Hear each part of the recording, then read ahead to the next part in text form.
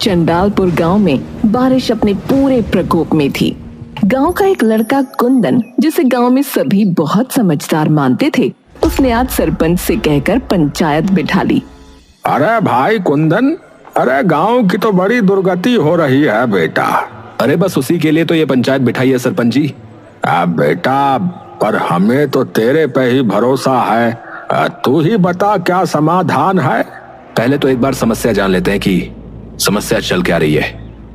हाँ भाई, बताओ जरा सारे कि क्या क्या दिक्कत आ रही है। नमस्कार सरपंच जी। नमस्ते कुंदन भाई। नमस्ते भाई, बताओ क्या तकलीफ है। भाई तकलीफ एक नहीं कई है। बारिश इतनी हो रही है कि एक तो गांव में हर जगह पानी भर रहा है। दिक्कत तो खेतों में भी आ रही है, पर उनको तो चलो पलड़ा वगैरह लगाकर संभाल लें, पर इस गांव में भरे हुए पानी का क्या करें भैया। बात तो ठीक कह रहा है ये सुधीर बेटा। इस चक्कर में मेरे बालक और मेरा दिमाग खराब कर दिए हैं। और सबसे पहली दिक्कत तो इन मच्छरों की है जो इस पानी में भिनभिना रहे हैं। कई लोगों को बीमारी हो रही है सरपंच जी। और उससे भी बड़ी दिक्कत सड़कों के गड्ढे। वो देखो एक बार, ये कल अपनी मोटरसाइकिल से आ रहा था, गड्ढे में बाइक गई और इसका मुंह जाके लगा नीचे। पहले तो इसकी बीवी ने भी पहचानने से मना कर दिया इसे। 2 घंटे बाद मानी कि उसी का है। और मेन रोड का ये हाल है कुंदन भाई, वो एक ही रोड है शहर जाने का, नहीं तो 14-15 किलोमीटर घूम के जाना पड़ता है। किसी को अस्पताल जाना हो या बाजार जाना हो तो बताओ कैसे जाएं। सारा काम रुका पड़ा है सरपंच जी। सरपंच जी, आप इस समस्या का कुछ नहीं कर सकते। अरे बेटा, मैं कर तो दूं, पर ये मेन रोड है, इसको ठीक कराने के लिए विधायक के पास अर्जी डालनी पड़ेगी, जो कि मैं 3 बार डाल चुका हूं। लेकिन वो उल्लू का पट्टा पता नहीं कहां सो रहा है। महीना हो गया, अभी तक कोई जवाब नहीं आया। सरपंच जी मेरी सहायता करिए। मेरी बिटिया की बड़ी तबीयत खराब हो रही है। सरकारी अस्पताल गांव से बाहर है, यहाँ न कोई डॉक्टर आ रहा है और पूरा रास्ता पानी से भरा पड़ा है और अस्पताल जाने के पैसे भी नहीं है। तो अब आप ही कुछ कर सको तो कृपया कर दो। सरपंच जी, आप एक काम करो, आप इन्हें दूसरे वाले रास्ते से अस्पताल लेके जाओ। मैं विधायक के घर जाकर देख के आता हूँ कि क्या मसला है। अब ठीक है भाई, तू अपनी लड़की को मेरे घर ले आ, हम पीछे वाले रास्ते से ही चलते हैं। अरे धन्यवाद सरपंच जी, धन्यवाद। अरे कोई नहीं, तू पहुंच घर, मैं आता हूँ भाई। है सरपंच अपने घर की ओर निकल जाता है और कुंदन सीधा विधायक के घर की ओर निकल जाता है। कुंदन जैसे ही सड़क पर जाता है तो उसे दिखता है कि पूरी सड़क पानी में डूब चुकी है। अरे अब क्या करूं?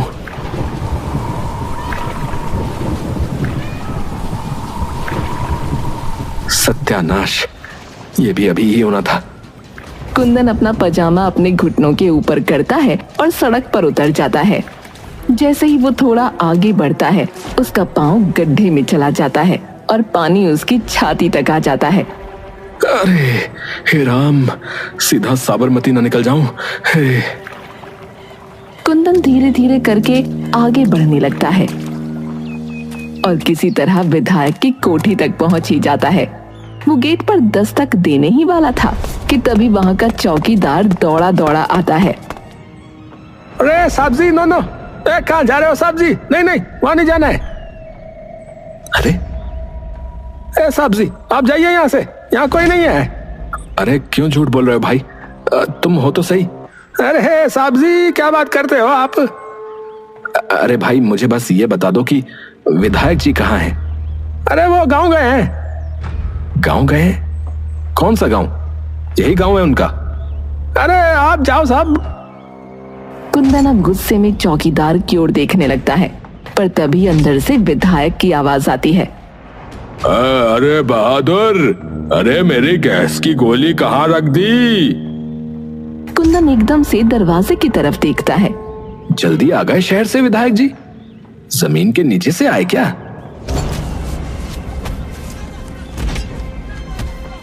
भाई एक बार और आखिरी बार कहूंगा कि ये हाथ हटा ले।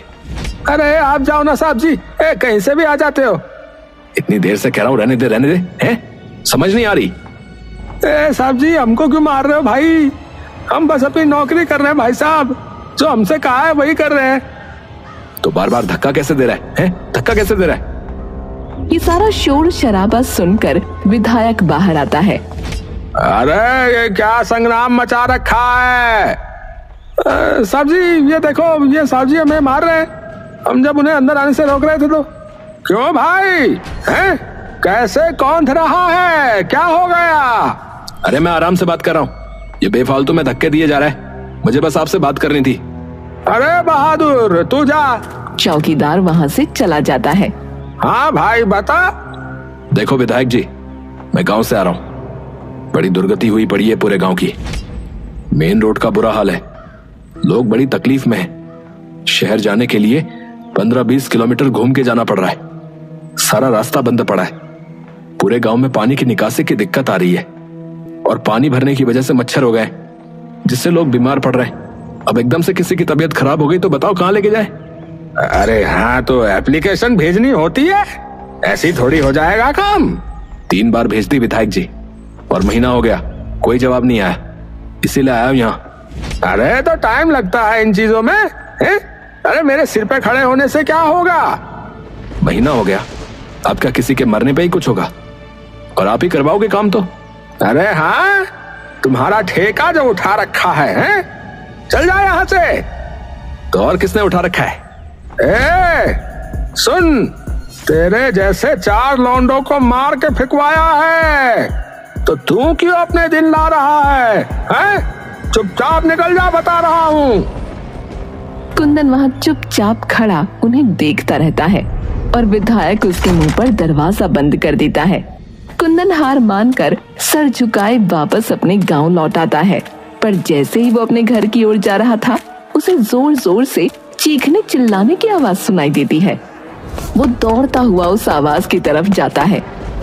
जैसे ही वो आवाज के करीब पहुंचता है तो देखता है कि एक घर के बाहर बहुत भीड़ लगी हुई है।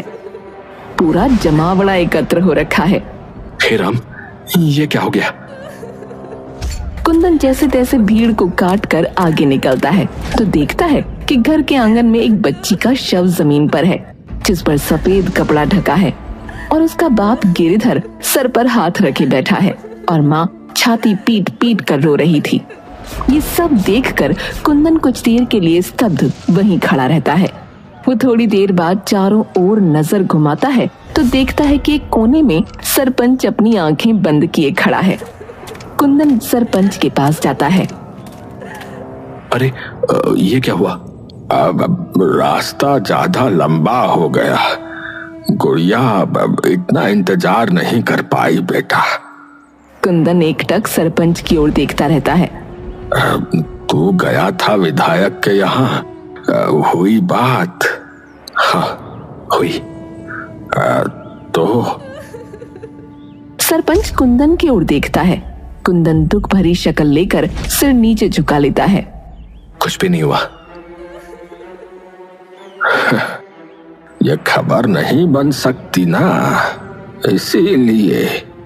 अरे ये तो आम ही बात है बेटा। कुंदन थोड़ी देर नीचे रखे शव को देखता रहता है और बिना किसी से बात किए अपने घर आ जाता है।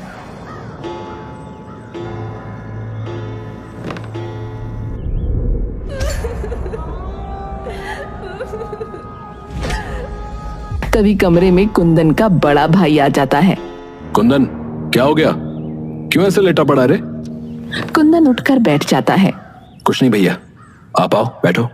क्या बात है बता? कुछ नहीं। आपको उस बच्ची का पता चला? अरे वो गिरधर की लड़की? हाँ यार, बहुत ही बुरा हुआ उस बेचारे के साथ। हाँ वो तो है। तो फिर अब तो क्या सोच रहा है?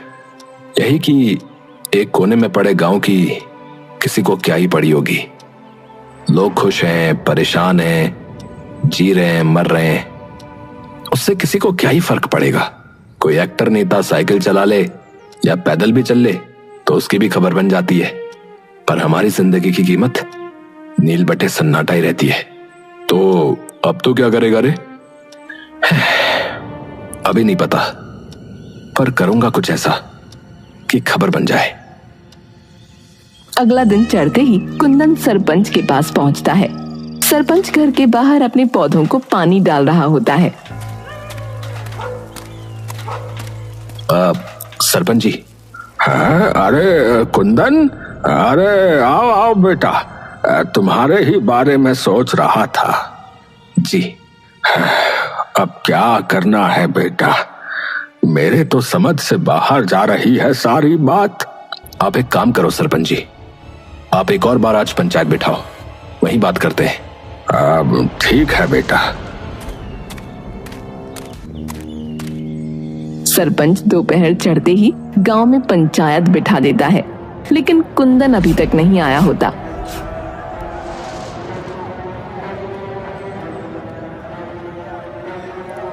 सरपंच जी, कल जो हुआ उसके बाद से हमें बहुत डर लग रहा है, कहीं हमारे बच्चे इसकी चपेट में ना आ जाए।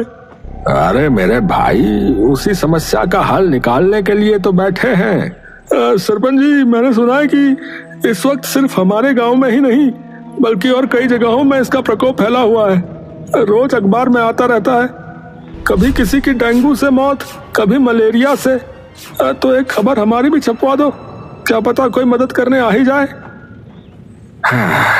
बेटा, हमें कोई नहीं देखने आएगा और इस गांव में किसी बड़े नेता या अभिनेता का कोई रिश्तेदार नहीं रहता, तो यहाँ पत्रकारों को अपनी कलम या कैमरा उठाने लायक कोई खबर नहीं मिलेगी।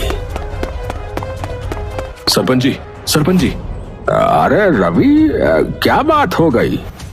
वो कुंदन की तबीयत एकदम से बहुत खराब हो गई है, तो वो आ नहीं पाएगा। सरपंच एकदम से चौंक कर उठ जाता है। क्या हो गया? रुको, मैं आता हूँ। नहीं, अभी उसे अस्पताल लेके गए हैं। अच्छा, मैं बाकी आपको शाम को बताता हूँ, जैसा भी डॉक्टर बताएंगे। ठीक है, ठीक है। दिन ढलते ही सरपंच कुंदन के घर पहुंचता है। घर में रवि अकेला बैठा होता है। अरे रवि बेटा। अरे आइए आइए सरपंच जी। क्या हुआ बेटा? कुछ नहीं पंडित जी, बस अस्पताल से खबर आई थी कि तबीयत में अब भी कोई बेहतरी नहीं है। डॉक्टर कह रहे हैं कि हालत थोड़ी ज्यादा गंभीर है। राम जी, इतने भले छोरे पे ऐसी आपदा क्यों डाल दी आपने? कोई नहीं सरपंच जी, आप घर जाइए, कुछ होता है तो मैं बताता हूं आपको। ठीक है बेटा, किसी चीज की जरूरत हो तो बताने में हिचकियो मत। ठीक है बेटा। जी सरपंच जी, धन्यवाद। कोई नहीं।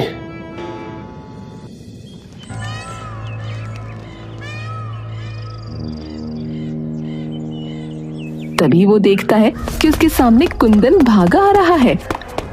अरे ये यहाँ कैसे है? कुंदन तू? हाँ सरपंच जी, मैं। अरे पर तेरी तो तबीयत बिगड़ गई थी ना? अरे वही तो बताने आया हूँ आपको सरपंच जी। है क्या? अरे मैं तो मर ही जाता सरपंच जी, लेकिन तभी मेरी मौसी है ना, जो शहर में रहती है। हाँ। अरे उनके एक दूर के रिश्तेदार कोई ऐसी चीज लाए जिसे लगाते ही मैं थोड़ी देर में ठीक हो गया। सरपंच ये सुनकर भौंचक्का रह जाता है। क्या कहा? हाँ सरपंच जी, सच बोल रहा हूँ। अब क्या चीज थी वो बेटा?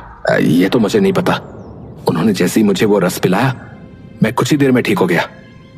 अरे पर वो आया कहाँ से वो रस? पता नहीं, पर वो कह रही थी उनके गांव के तालाब में उसका फूल उगता है। अरे तो बेटा मंगवा ले उसे, गांव के सभी बच सकते हैं फिर ऐसी बीमारियों से। वो तो मैं करवा दूंगा, पर हमारे पास एक स्वर्ण मौका है इस वक्त गांव की सभी समस्याएं हल करने का। है? मतलब कि अगर ये बात फैल गई कि इस गांव में ऐसी दवाई है जिससे लोग ठीक हो जाते हैं, तो सारे लोग भागे भागे यहाँ आएंगे, क्योंकि इस वक्त सिर्फ हमारा गांव ही नहीं, और भी कई जगह ये महामारी फैली है। हाँ, बात तो ठीक कही बेटा, पर ये सब होगा कैसे?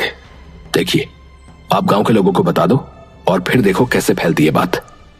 आप 10 कानों तक पहुंचाओ, 10,000 तक अपने आप पहुंच जाएगी। समझ गया। सरपंच उसी दिन जाकर गांव के कई लोगों को ये बात बता देता है। पूरे गांव में ये बात बिजली की तरह फैल जाती है। सभी लोग इसी की बात करने लगते हैं। तूने सुना, उस कुंदन को एक चमत्कारी अमृत ठीक कर गया, वरना वो तो बिल्कुल मरने ही वाला था। अरे मर गया था, जिंदा हुआ वापस भैया। सुबह होते ही कई लोग सरपंच के घर भागे आते हैं। अरे सरपंच जी। अरे क्या हो गया?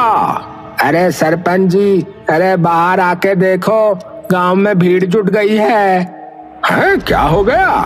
अरे थलपंत दी, लंबी लंबी गालियां आई हैं और लड़कियां भी। हैं? क्या बोल रहा है?